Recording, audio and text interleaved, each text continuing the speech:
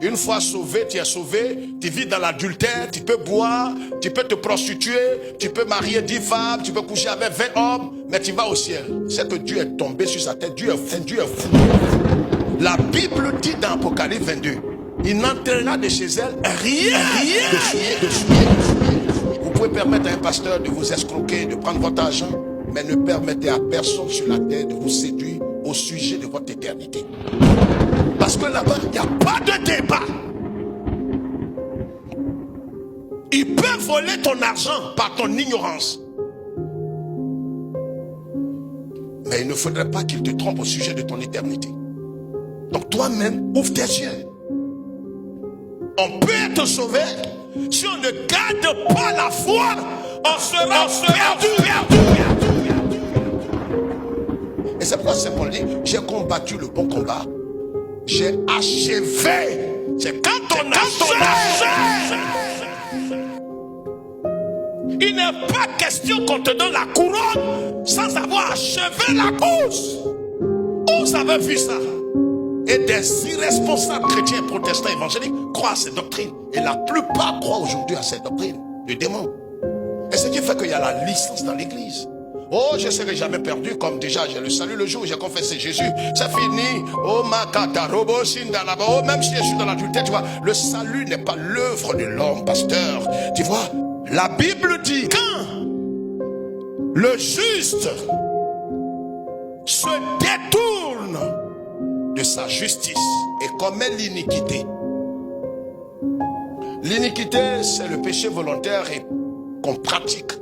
C'est pourquoi Jésus dit au dernier jour, en Matthieu 7, 21, il dira à certaines personnes, éloignez-vous de moi. Ils lui diront d'abord, Seigneur, nous avons chassé les démons, nous avons prié en d'autres langues, nous avons prophétisé, Seigneur, en ton nom.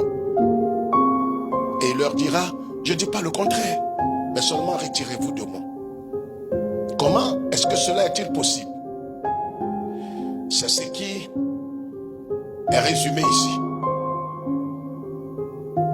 Comment un homme peut-il parler de la part de Dieu, par l'Esprit de Dieu, et puis se retrouver en enfer? Parce que cet homme a combattu le bon combat, mais au soir de sa vie, il a abandonné la foi. Il s'est détourné du Seigneur. Alors certains théologiens mal affermis et qui veulent tromper la multitude avec l'esprit de l'antéchrist diront non, cet homme n'a jamais été converti. Il a été converti. Sinon on n'allait pas parler de rétrograde. Il faut écouter le français. Et c'est une affaire d'intelligence éclairée. La Bible dit ici en 1 Timothée que nous avons lu, Paul dit par l'esprit, plusieurs ou quelques-uns vont abandonner. C'est parce qu'ils avaient la foi qu'ils l'abandonnent.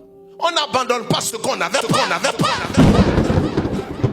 Et ceux qui se sont nourris à cette doctrine, ils sont confus. Mais il faut aller avertir des pères spirituels qui sont tombés sur leur tête. C'est une doctrine de l'enfer. Vous avez vu dans quel pays on dit, bon ben voilà une compétition, les athlètes venaient, dès que vous commencez net, tu commences à courir. On dit de courir sur 5 km. Tu cours net, on te donne la couronne. Et après, à 800 mètres, tu tombes. Et tu dis vraiment, je ne cours plus.